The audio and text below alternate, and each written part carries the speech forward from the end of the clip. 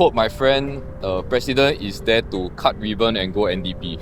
I'm not really sure what the president does. For the first time since 2011, Singaporeans will be heading to the polls for a presidential election. With three distinctly different candidates in the race, the question looms: who will Singaporeans vote in as president?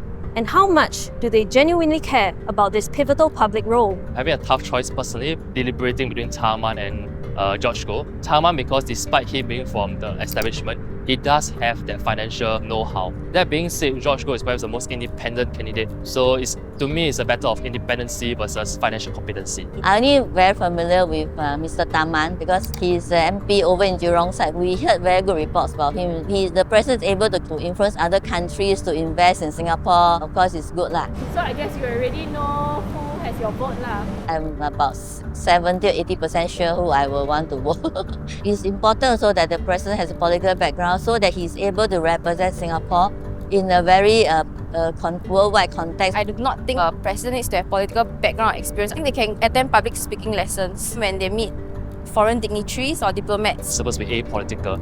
You're supposed to be an ambassador to the world. You're supposed to have the financial knowledge to safeguard our reserves, but you're not supposed to be affiliated to any political party. And if no one qualifies, Tharman will be an automatic walkover. So I do not think that is fair. I think the criteria is also set by the current government. So maybe it will be beneficial to their own candidate. The idea is that the president is supposed to be for the people. For me, 500 million is a bit too much. But how can that someone be for the people if it's limited to such a narrow elite? It would be great if the age can be lowered. One of the presidential candidates, I think it was Mr. Ng Kok Siong. At the age of what? Physically, you'll be very tired, right? Even though you're mentally bright. I think maybe the main gist behind is to prevent corruption on the president's side. Good to safeguard a lot of things. The candidates themselves are aware already of their eligibilities, and if they cannot meet it, then it's definitely fair lah. Because if Tharman meets everything, then of course he's qualified. Really do think that it's important that Tharman gets a proper contest this year. I think that it's unfair that just by the sole virtue of him being a minister or politician, he gets sort of a free pass. Yes, he was a finance minister, but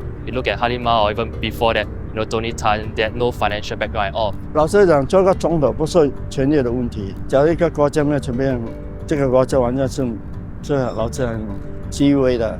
最主要的是要怎样维持新加坡的治理、经济发展。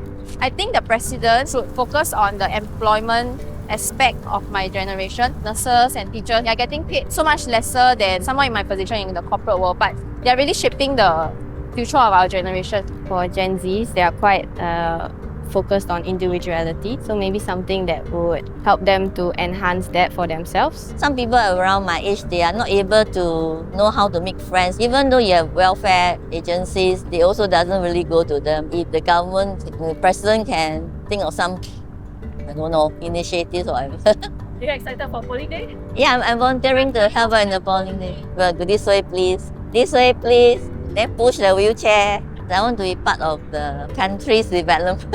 The next stage, the next phase.